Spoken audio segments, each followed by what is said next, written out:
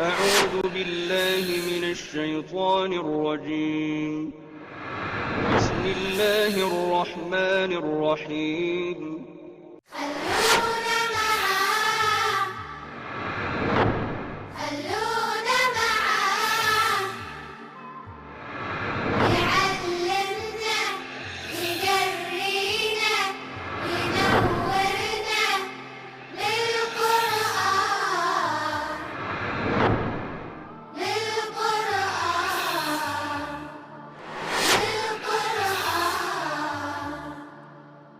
بسم اللہ الرحمن الرحیم یسبح للہ ما فی السماوات و ما فی الارض الملک القدوس العزیز الحکیم۔ سورۃ الجمعہ، سورۃ نمبر 62 آسمانوں اور زمین میں جو کچھ ہے اللہ ہی کی تسبیح کرتا ہے۔ آسمانوں اور زمین میں جو کچھ ہے تسبیح کرتا ہے اس اللہ کی جو بادشاہ، پاک ذات، زبردست، حکمتوں والا ہے۔ هو الذی بعث فی الامیین رسولا، وہی ہے جس نے مبعوث فرمایا اپنا ایک رسول صلی اللہ علیہ وسلم امیین میں، ان پڑھوں میں۔ امیین، اس کے دو ایکسپلینیشنز کی گئی ہیں۔ اس میں تو کوئی شک نہیں ہے کہ امیین سے مراد پیگنز ہیں، اہل عرب، خاص طور پر مکے کے رہنے والے۔ تو جو اسے مکے کی طرف زیادہ لے کے جاتے ہیں وہ اسے ام القریٰ سے منسوب کرتے ہیں کہ چونکہ پورے عرب کی جو سینٹرل بستی یعنی مین ٹاؤن تھا وہ مکہ تھا، اور مکے کے رہنے والے کیا تھے؟ ام القریٰ کے رہنے والی امیین تھے۔ دوسرا، کہتے ہیں ماں کو، بھئی کا لفظ تو ام القریٰ، بستیوں کی ماں، یعنی جیسے ماں کی پیٹ سے کوئی شخص نکل کے آتا ہے، کوئی بچہ نکل کے آتا ہے تو وہ کیا ہوتا ہے؟ بالکل کلین سلیٹ ہوتا ہے۔ تو یہ ان پڑھ کے معنوں میں آتا ہے، اور یہ اصطلاح جو ہے ان پڑھ کی، اس سے مراد یہ نہیں ہے کہ جو الف نہ جانتا ہو، اس سے مراد یہ ہے کہ اسے دین، شریعت، وحی یا ریلیجس جو بھی نارمز ہوتے ہیں اس کا کوئی علم نہ ہو۔ اور یہ اصطلاح ہے غیر اہل کتاب کے لیے۔ جب حضور صلی اللہ علیہ وسلم پر وحی کا آغاز ہوا تو اس وقت دو قسم کے لوگ تھے، ایک تورات و انجیل کے ماننے والے، یہ گویا لٹریٹ ہوئے، اور اینڈ آل ادرز وہ کیا ہیں؟ امیین ہیں۔ آپ چونکہ بنی اسماعیل میں سے تھے، بنی اسرائیل میں سے نہیں تھے، لہذا آپ امیین میں سے تھے، تو وہی ہے جس نے مبعوث فرمایا امیین میں ایک رسول صلی اللہ علیہ وسلم، منہم، انہی میں سے، یتلو علیہم آیاتہ، جو انہیں ہماری آیات پڑھ کر سناتا ہے صلی اللہ علیہ وسلم، ویزکیہم، اور ان کا تزکیہ فرماتا ہے، ویعلمہم الکتاب والحکمہ، اور انہیں کتاب و حکمت کی تعلیم دیتا ہے۔ وَإِن كَانُوا مِن قَبْلُ لَفِي ضَلَالٍ مُبِينٍ، اور اس سے قبل وہ ایک صریح گمراہی میں تھے۔ سورہ صف میں جو ہم نے آیت کا حصہ پڑھا، هُوَ الَّذِي أَرْسَلَ رَسُولَهُ بِالْهُدَىٰ وَدِينِ الْحَقِّ لِيُظْهِرَهُ عَلَى الدِّينِ كُلِّهِ، یہ قرآن مجید میں 3 مرتبہ آیا، پہلے سورہ توبہ میں، پھر سورہ فتح میں 4 دن پہلے ہم نے پڑھا، اور پھر یہاں سورہ صف میں۔ تو اس سے بھی اس کی اہمیت واضح ہو گئی۔ شاہ ولی اللہ رحمۃ اللہ علیہ فرماتے ہیں کہ یہ آیت پورے قرآن مجید کی عمود ہے، ایکسس ہے، یعنی قرآن مجید سمجھ میں نہیں آ سکتا جب تک آپ کی سمجھ میں یہ آیت نہ آئے کہ قرآن مجید جو ہے باقی جو پچھلی کتابیں تھیں یا پچھلے رسول تھے ان کے مقابلے میں کچھ ڈیفرنٹ یہ انداز ہے اس کا۔ عام جو سمجھا جاتا ہے کہ مذہبی دنیا میں تسبیح و مناجات کی بات ہو، اللہ سے لو لگانے کی بات ہو، لیکن یہ تلوار بھی لے کے چلنے کو کہتا ہے، نکلو، للکارو، پکڑو، کٹو، مارو، یہ عام انداز کے خلاف ہے۔ تو شاہ صاحب فرماتے ہیں، شاہ ولی اللہ رحمۃ اللہ علیہ، کہ یہ پورے قرآن مجید کا عمود ہے، ایکسس ہے، پورا قرآن مجید اس آیت کے گرد گھومتا ہے۔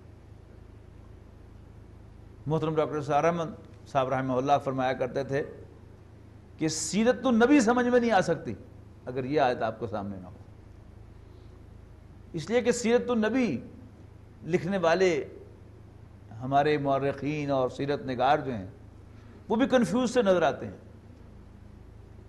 یعنی مولانا شبلی نعمانی جیسا محقق وہ اپنی سیرت النبی میں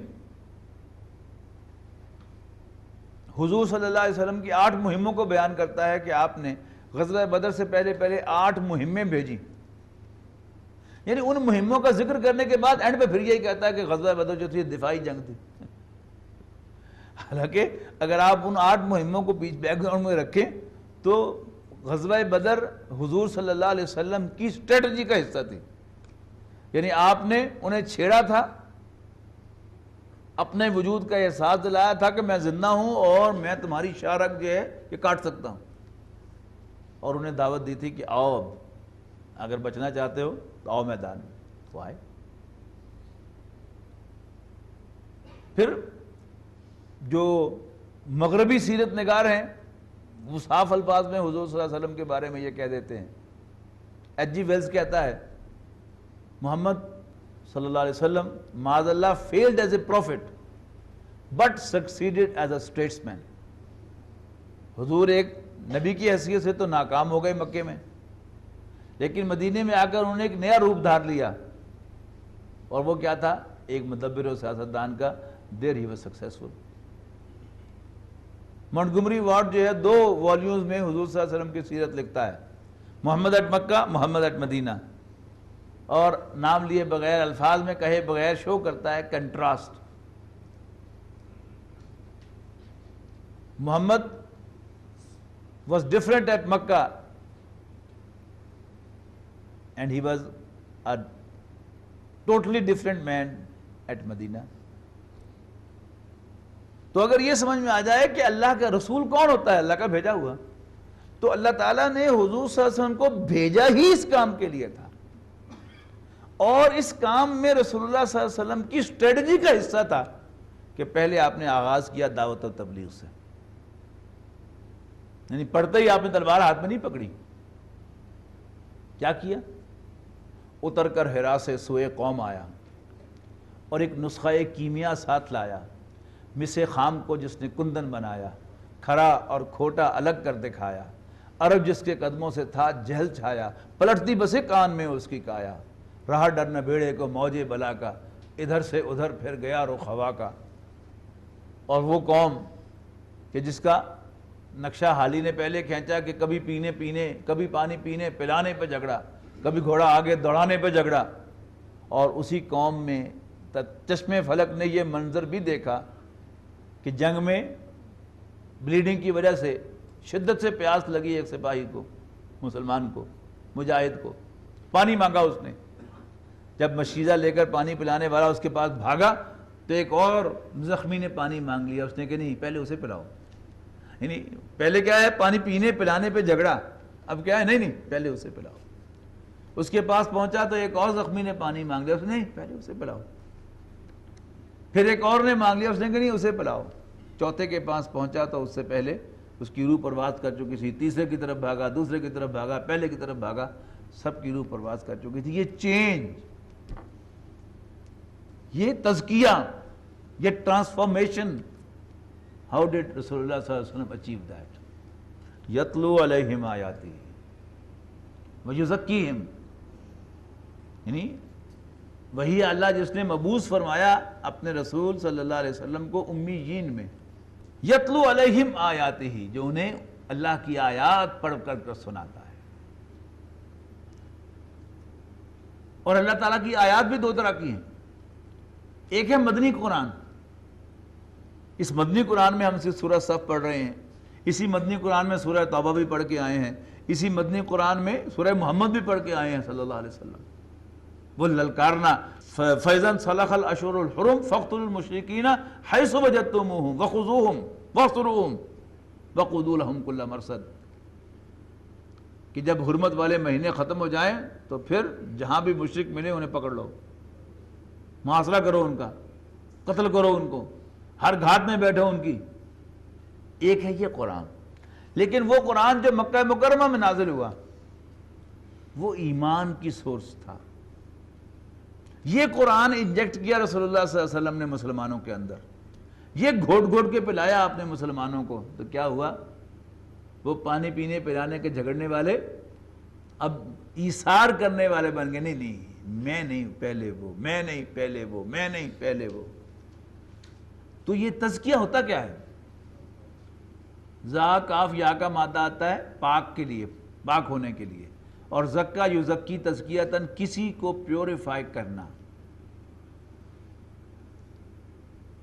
ایک اور میں سے، سونے کی اور میں سے آپ سونا نکالتے ہیں تو ساتھ اس کی کھوٹ بھی ہوتا ہے اور بھی بہت کچھ ہوتا ہے، تو کیا کیا جاتا ہے؟ بھٹی میں تپایا جاتا ہے اس کو، اور پھر اس سے سونا علیحدہ ہو جاتا ہے اور باقی ساری علائشیں علیحدہ ہو جاتی ہیں۔ تو رسول اللہ صلی اللہ علیہ وسلم نے کیا کیا؟ انسان کو اللہ تعالیٰ نے پیدا تو کیا تھا بہت اونچی سطح پر، کلو، ہر شخص جو ہے پیدا ہوتا ہے فطرت پر، لیکن بعد میں اس کے اثرات اس پر پڑ جاتے ہیں معاشرے کے۔ تو رسول اللہ صلی اللہ علیہ وسلم نے کیا کیا؟ قرآن انہیں سنا سنا کر پیوریفائی کر لیا انہیں، وہ جو ایک صاف ستھرا انسان تھا اس میں سے نکال لیا، اللہ کا چاہنے والا، اللہ کے لیے مرنے والا۔ تو یتلو علیہم آیاتہ، جو انہیں اللہ کی آیات پڑھ پڑھ کر سناتے ہیں، ویزکیہم، اور ان کا تزکیہ فرماتے ہیں۔ پہلا کام آپ نے یہ کیا، اور جب پاک صاف ہو گئے تو پھر کیا کیا؟ وَيُعَلِّمُهُمُ الْكِتَابَ وَالْحِكْمَةَ، اور انہیں کتاب اور حکمت کی تعلیم دی۔ اس کی ایک ایکسپلینیشن تو یہ ہے کہ آیات سنانا، آیات کی تلاوت، اور ایک علیحدہ عمل تزکیہ جو حضور صلی اللہ علیہ وسلم کی زندگی میں ہمیں ملتا نہیں ہے۔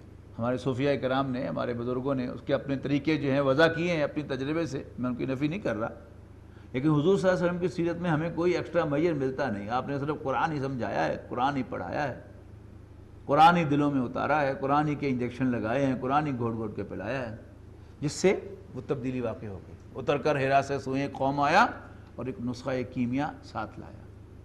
اب جب گراؤنڈ پریپیئر ہو گئی تو احکام آئے۔ مکی قرآن میں احکام نہیں ہے، صرف ایمان کی بحث ہے، ہیمرنگ ہیمرنگ ہیمرنگ ہیمرنگ، اور اس کے بعد احکام، یا ایھا الذین آمنوا کتب علیکم الصیام، یا ایھا الذین آمنوا کتب علیکم القتال، احکام ہونے شروع ہو گئے، حلال کے، حرام کے، یہ چیزیں تم پر حرام ہیں، یہ چیزیں جو ہیں یہ تمہارے لیے ناجائز ہیں۔ یہ مدنی قرآن میں نازل ہوا۔ تو یہ کیا ہے؟ یہ کتاب ہے۔ اور حکمت، دانائی، امام شافعی رحمۃ اللہ علیہ نے کتاب سے مراد قرآن لیا ہے کہ انہیں قرآن پڑھایا، اور حکمت سے مراد سنت لی ہے۔ لیکن اگر آپ نوٹ کریں تو یہ ساری چیزیں قرآن مجید ہی سے متعلق ہیں، اور یہ جو مضمون ہے قرآن مجید میں یہ 4 مرتبہ آیا ہے۔ یعنی وہ آیت جسے میں نے کہا کہ یہ سیرت النبی کا قرآن مجید کا ایکسس کہا ہے شاہ ولی اللہ نے، اور ڈاکٹر سار احمد صاحب رحمہ اللہ نے اسے کہا ہے کہ سیرت النبی کو سمجھنے کے لیے یہ آیت جو ہے یہ انتہائی ضروری ہے۔ وہ 3 دفعہ آئی، یہ 4 دفعہ مضمون آیا، 2 دفعہ سورہ بقرہ میں، 1 دفعہ آل عمران میں، اور پھر 1 دفعہ یہاں پر سورہ جمعہ میں۔ سورہ بقرہ میں پہلے آیا 15ویں رکوع میں حضرت ابراہیم اور حضرت اسماعیل کی دعا کی شکل میں، کہ انہوں نے دعا کی تھی کہ ہمیں بھی مسلمان بنائے رکھ، اور ہماری اولاد میں سے بھی ایک مسلمان امت برپا کر۔ وَبَعِثْ فِيهِمْ رَسُولًا مِّنْهُمْ، اور پھر ان میں ایک رسول مبعوث فرما انہی میں سے، یتلو علیہم آیاتک، جو انہیں تیری آیات پڑھ کر سنائے، وَيُعَلِّمُهُمُ الْكِتَابَ وَالْحِکْمَةَ، اور انہیں کتاب اور حکمت کی تعلیم دے، وَيُزَکِّیہم، اور دیر بائی ان کا تزکیہ کرے، انہیں پاک کرے، پیوریفائی کرے۔ پھر سورہ آل عمران میں آ گئی، بلکہ سورہ بقرہ ہی میں دوبارہ آئی 2 رکوعوں کے بعد، کما ارسلنا فیکم رسولا منکم، ایسے ہی ہم نے بھیج دیا تم میں اپنا ایک رسول، تمہیں میں سے، یتلو علیکم آیاتنا، جو تمہیں ہماری آیات پڑھ پڑھ کر سناتا ہے صلی اللہ علیہ وسلم، وَيُزَکِّیکم، اور تمہارا تزکیہ فرماتا ہے، وَيُعَلِّمُکم الْکِتَابَ وَالْحِکْمَةَ، اور تمہیں کتاب و حکمت کی تعلیم دیتا ہے، وَيُعَلِّمُکم مَا لَمْ تَکُونُوا تَعْلَمُونَ، اور تمہیں وہ سب کچھ سکھاتا ہے جو تمہیں کبھی معلوم نہ ہو سکتا تھا۔ فاذکرونی اذکرکم، بس تم مجھے یاد رکھو میں تمہیں یاد رکھوں گا، واشکروا لی ولا تکفرون، اور میرے شکر گزار بنو نہ شکر نہ بنو۔ اور پھر چوتھی مرتبہ یہاں پر کہ پھر سورہ آل عمران میں آیا، ایک احسان جتلایا اہل ایمان پر، لقد من اللہ علی المؤمنین اذ بعث فیہم رسولا من انفسہم، اللہ نے بڑا احسان فرمایا اہل ایمان پر کہ جب اس نے مبعوث فرما دیا ایک پیغمبر خود ان کے اندر سے، یتلو علیہم آیاتنا، جو انہیں ہماری آیات پڑھ پڑھ کر سناتا، ان کا تزکیہ کرتا اور انہیں کتاب و حکمت کی تعلیم دیتا ہے صلی اللہ علیہ وسلم۔ وَإِن كَانُوا مِن قَبْلُ لَفِي ضَلَالٍ مُبِينٍ، اور قبل ازیں اس سے پہلے وہ صریح گمراہی میں تھے۔ وَآخَرِينَ مِنْهُمْ، اب یہ دیکھیں درمیان میں اللہ ہے نا، نوٹ کیجئے کہ آیت تو ختم ہوئی لیکن جملہ مکمل نہیں ہوا، یعنی وہ جو تھا نا کہ هُوَ الَّذِي بَعَثَ فِي الْأُمِّيِّينَ رَسُولًا مِّنْهُمْ يَتْلُو عَلَيْهِمْ، جو انہیں پڑھ کر سناتے ہیں یعنی امیین کو، اور اس کے ساتھ ہے وَآخَرِينَ، اور دوسروں کو بھی ادر دین امیین، لما یلحقوا بہم، جو ابھی تک ان کے ساتھ اٹیچ نہیں ہوئے، ان کے ساتھ ملحق نہیں ہوئے۔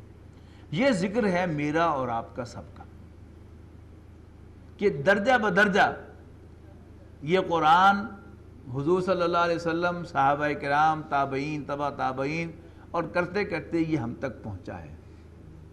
اللہ تعالیٰ کا احسان ہے کہ یہ قرآن جوں کا توں ہم تک پہنچا ہے، اور یہ اسی پروسیس کا حصہ ہے۔ ہماری طرف بھی رسول اللہ صلی اللہ علیہ وسلم ہی رسول بنا کر بھیجے گئے ہیں، اس آیت سے یہ بھی ثابت ہے۔ وَهُوَ الْعَزِيزُ الْحَكِيمُ، اور اللہ بالادست حکمت والا ہے۔ ذَلِكَ فَضْلُ اللَّهِ يُؤْتِيهِ مَن يَشَاءُ، یہ اللہ کی مہربانی ہے اور اللہ تعالیٰ جس پر چاہتا ہے اپنا فضل فرماتا ہے۔ وَاللَّهُ ذُو الْفَضْلِ الْعَظِيمُ، اور اللہ بڑے فضل والا ہے۔ اب چونکہ اس صورت مبارکہ کا مرکزی جو مضمون ہے، ایکسس جو ہے وہ قرآن قرار پایا، اب ان صورتوں میں چونکہ اہل کتاب کو بطور مثال پیش کیا جاتا ہے، اب آگئی مثال، مثل الذین حملوا التوراۃ ثم لم یحملوها، ان لوگوں کی مثال جنہیں حامل تورات بنایا گیا، یعنی یہودیوں کی مثال ایسے ہے کمثل الحمار یحمل اسفارا، کہ جیسے کوئی گدھا ہو جس پر کتابیں لادی گئی ہوں، یعنی بنی اسرائیل کو، یہودیوں کو تورات عطا فرمائی گئی، انہوں نے کتاب یہ تو کہا کہ ہاں اللہ کا کلام ہے، لیکن جیسے اس کو اٹھانا چاہیے تھا ویسے انہوں نے اس کو نہیں اٹھایا، گدھوں کی طرح اٹھایا۔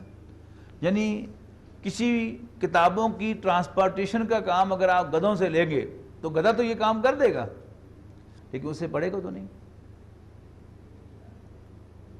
اگر مسلمان بھی، کوئی مسلمان امت بھی اللہ کے کلام کو، اللہ کی کتاب کو عزت و احترام کے ساتھ ادھر سے ادھر پہنچا دے تو اس کے اور گدھے میں کیا فرق ہے؟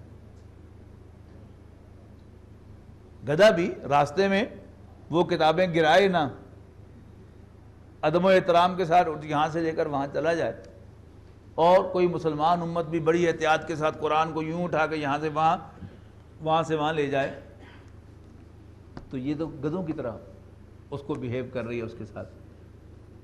حالانکہ کتاب تو اسے دی گئی تھی اس پر ایمان لانے کے لیے، اسے پڑھنے کے لیے، اسے سمجھنے کے لیے، اسے دوسروں تک پہنچانے کے لیے۔ تو مثل الذین حملوا التوراۃ ثم لم یحملوها کمثل الحمار یحمل اسفارا بئس مثل القوم الذین کذبوا بآیات اللہ، بہت بری مثال ہے ان لوگوں کی جنہوں نے اللہ کی آیات کو جھٹلایا۔ یہودی اب بھی تورات کو اون کرتے ہیں کہ یہ اللہ کی کتاب ہے، لیکن قرآن مجید کا فتویٰ کیا ہے کہ انہوں نے جھٹلا دیا۔ یعنی یہ طرز عمل جو ہے اللہ کے کلام کے ساتھ، اللہ کی کتاب کے ساتھ، یہ کیا ہے؟ اس کو کلام اللہ ہونے کی حیثیت سے جھٹلانے کے مترادف ہے۔ واللہ لا یہدی القوم الظالمین، اور اللہ تعالیٰ ایسے ظالموں کو راہیاب نہیں کیا کرتا۔ پھر جو بھی امت ہوتی ہے نبیوں کی پیروکار، حامل کتاب، اس میں ایک بیماری پیدا ہوتی ہے۔ وہ بیماری کیا ہے کہ ہم بخشے بخشائیں، ہم امت مرحومہ ہیں، رحم کی گئی امت۔ ایسا ہی ہوا یہودیوں میں، تو فرمایا قل یا ایھا الذین ہادوا، کہہ دو اے یہودیو، ان زعمتم انکم اولیاء للہ، اگر تمہیں غلط فہمی ہے، زعم ہے کہ تم اللہ کے بڑے پیارے ہو، من دون الناس، لوگوں کے مقابلے میں، فتمنوا الموت ان کنتم صادقین، اور اگر واقعی تم اپنے اس کلیم میں سچے ہو تو پھر موت کی تمنا کرو۔ یہ تو دنیا کیوں تک کھانے پھر رہے ہو، ملے جا کے اللہ نو ملاقات کرو اللہ نہ جا کے۔ فتمنوا الموت ان کنتم صادقین ولا یتمنونہ ابدا، اور وہ کبھی موت کی تمنا نہیں کریں گے بما قدمت ایدیہم، اس کے ہوتے ہوئے جو انہوں نے آگے بھیجا ہے، یعنی اندروں ٹڈوں سارا پتہ کہ اسی کنے پانی چاہیں، لیکن اتو تو کہی جا رہا ہے کہ اسی اللہ دے بڑے پیارے۔ واللہ علیم بالظالمین، اور اللہ تعالیٰ ان ظالموں کو خوب جانتا ہے۔ قل ان الموت الذی تفرون منہ، کہو کہ یقیناً وہ موت جس سے تم فرار اختیار کرتے ہو، جس سے دور بھاگتے ہو، فإنہ ملاقیکم، تو وہ تم سے ملنے والی ہے، ثم تردون الی عالم الغیب والشہادہ، پھر تم لوٹائے جاؤ گے اس ہستی کی طرف جو چھپی اور کھلی باتوں کی جاننے والی ہے، فینبئکم بما کنتم تعملون، پھر وہ تمہیں جتلائے گا کہ تم کیا کرتے رہے تھے۔ یا ایھا الذین آمنوا، اے ایمان والو، اذا نودی للصلاۃ من یوم الجمعۃ فاسعوا الی ذکر اللہ، جب تمہیں جمعے کے دن نماز کے لیے بلایا جائے، یعنی جمعے کی اذان ہو جائے، فاسعوا الی ذکر اللہ، تو لپکو اللہ کی یاد کی طرف۔ اب جمعے کے دن اللہ کی خاص یاد کون سی ہوتی ہے؟ جی وہ ذکر کے، میں نے آپ کو بتایا تھا بار بار کہ ذکر کے دو معنی، یاد بھی اور نصیحت بھی، تو یہاں پر خطبے کی طرف لپکو نا، تو یہاں پر ذکر جو ہے وہ نصیحت کے معنی میں، تو لپکو اللہ کی نصیحت کو سننے کے لیے۔ وذروا البیع، اور سودا بیچنا چھوڑ دو۔ باقی نمازوں کے لیے کاروبار بند کرنا ضروری نہیں ہے۔ نماز باجماعت دو مسجدیں ہیں، ایک میں عصر کی نماز 4:15 بجے ہوتی ہے، دوسری میں 5:15 بجے ہوتی ہے۔ دکان کا کوئی بندہ ادھر چلا جائے، کوئی ادھر پڑ جائے نماز پڑھنے کے لیے، جماعت بھی ملے گی اور کاروبار بھی بند نہیں کرنا پڑے گا۔ لیکن اس آیت کی روشنی میں جمعے کے دن کاروبار کا بند کرنا جو ہے وہ لازم ہے، دکان کا بھی، فیکٹری کا بھی۔ یہ حکم جو ہے یہ واضح ہو گیا کہ وذروا البیع، چھوڑ دو کاروبار، ذالکم خیر لکم ان کنتم تعلمون، یہ تمہارے لیے بہتر ہے اگر تم سمجھو۔ جمعے کی نماز کے بارے میں، پہلے پہنچنے کے بارے میں جو احادیث ملتی ہیں وہ تو آپ کے علم میں ہوں گی کہ جو پہلی گھڑی میں مسجد میں پہنچتا ہے اسے اونٹ کی قربانی کا ثواب ملتا ہے، اس کے بعد پھر گائے کی قربانی، پھر بھیڑ کی قربانی، اور پھر مرغی کی قربانی، اور پھر انڈے کی قربانی، اور اس کے بعد جب اذان ہو جاتی ہے اور امام خطبہ دینے کے لیے کھڑا ہو جاتا ہے، دوسری اذان جو ہماری ہے، حضور کے زمانے میں تو وہی اذان تھی، پھر تو جب مدینہ وسیع ہوا بعد کے دور میں، خلفائے راشدین کے دور میں، تو پھر دوسری اذان کا اضافہ کیا گیا تاکہ بعد والے دور والے لوگ بھی پہنچ سکے۔ اس وقت گھڑیاں تو تھی نہیں، اذان ہی سے پتہ چلتا تھا کہ نماز کا ٹائم ہو گیا تاکہ وہ بھی پہنچ سکے۔ تو جب اذان ہو جائے اور امام خطبہ دینے کے لیے کھڑا ہو جائے تو جو فرشتے مسجد کے دروازے پر رجسٹر لیے کھڑے ہوتے ہیں وہ بھی اپنے رجسٹر بند کر دیتے ہیں اور یستمعون الذکر، اور اس نصیحت کو، خطبے کو سننا شروع کر دیتے ہیں۔ فاسعوا الی ذکر اللہ، لپکو اللہ کی نصیحت کی طرف، وذروا البیع، اور کاروبار چھوڑ دو، ذالکم خیر لکم ان کنتم تعلمون، اور اگر تم سمجھو، اگر تم جانو تو یہ تمہارے لیے بہتر ہے۔ یہ کیوں کہنا پڑا کہ اگر تم سمجھو تو تمہارے لیے بہتر ہے؟ یہ پچھلی صورت میں بھی آیا تھا، ذالکم خیر لکم ان کنتم تعلمون، یعنی جان اور مال کی قربانی بظاہر تو گھاٹے کا سودا معلوم ہوتا ہے نا، وہاں بھی کہنا پڑا اگر تم سمجھو تمہارے لیے بہتر ہے۔ یہاں بھی یہ گھاٹے کا سودا معلوم ہو، جی کاروبار بند کر دیجیے۔ اب ایک بزنس مین کے لیے تو موت سے کم نہیں ہوتا یہ بات کہ لو جی فیکٹری بند کر دیجیے، دکان بند کر دیجیے۔ اس کو کہنا کہ اگر تم سمجھو تو یہ تمہارے لیے بہتر ہے، گھاٹا تمہارا نہیں، اس میں کوئی فائدہ ہی ہوگا۔ فَإِذَا قُضِيَتِ الصَّلَاةُ، پھر جب نماز ہو جائے، ختم ہو جائے، فَانْتَشِرُوا فِي الْأَرْضِ، تو زمین میں پھیل جاؤ، وَابْتَغُوا مِنْ فَضْلِ اللَّهِ، اور اللہ کا فضل تلاش کرو، وَاذْكُرُوا اللَّهَ كَثِيرًا لَعَلَّكُمْ تُفْلِحُونَ، اور اللہ کو بہت زیادہ یاد کرو تاکہ تم فلاح پاؤ۔ وَإِذَا رَأَوْا تِجَارَةً، یہاں بھی نوٹ کر لیجئے گا کہ نماز کے ختم ہو جانے کے بعد یہاں پر حکم دیا گیا ہے کہ تم زمین میں پھیل جاؤ، لیکن اس حکم کے بارے میں مفسرین و فقہاء کا اجماع ہے کہ یہ امر علی التخییر ہے۔ تخییر کا مطلب ہے چوائس، یعنی ناؤ یو کین۔ یہ بتانا کیا مقصود ہے کہ حضرت عبداللہ ابن عباس رضی اللہ تعالیٰ عنہ کی ایک روایت کے مطابق یہودیوں کو بھی پہلے جمعہ ہی کا دن دیا گیا تھا، اللہ کے ہاں اصل دن یہی ہے، محترم دن۔ انہوں نے اپنی عادت کے مطابق تبدیلی چاہی کہ نہیں، ہفتے کا دن، جمعہ نہیں۔ موسیٰ علیہ السلام، موسیٰ جمعہ نہیں، ہفتہ۔ حضرت موسیٰ علیہ السلام نے درخواست پیش کر دی اللہ کے حضور، اللہ نے کہا ٹھیک ہے، of day of your choice timing of our choice, پھر پورا دن کاروبار نہیں کر سکتا۔ تو آج بھی آپ اگر ویسٹ میں جائیں جہاں یہودی بھی رہتے ہیں تو وہ ہفتے کے دن یہودی اپنی دکان پر نہیں آتا، لیکن دکان کھلی ہوتی ہے اس کی۔ یعنی وہ جو ہفتے کے دن والی حرکت تھی جس کا ذکر آیا ہے مچھلیاں پکڑنے کا، یعنی اس کی فارم اگرچہ بدل گئی ہے لیکن کرتوت وہی ہے، غدر البیع نہیں ہے، اپنا کاروبار بند نہیں کرتا۔ اب اس کے ریفرنس سے یہ بات کہی جا رہی ہے کہ جب جمعے کی نماز ہو جائے تو تمہیں اجازت ہے زمین میں پھیل کر اپنا کاروبار کرنے کی اور اللہ کا فضل تلاش کرنے کی، لیکن اللہ کو یاد کرو بہت زیادہ، لعلکم تفلحون، تاکہ تم فلاح پاؤ۔ اب اللہ کو یاد کرنا جو ہے، یہ یاد رکھنا بھی اور یاد کرنا بھی دونوں اس میں شامل کیجیے۔ جمعے کے دن زیادہ ذکر و اذکار کا اہتمام کرنا، تلاوت کا اہتمام کرنا، یہ بھی مطلوب ہے، اور یاد رکھنا وہ تو ہر وقت مطلوب ہے ہی۔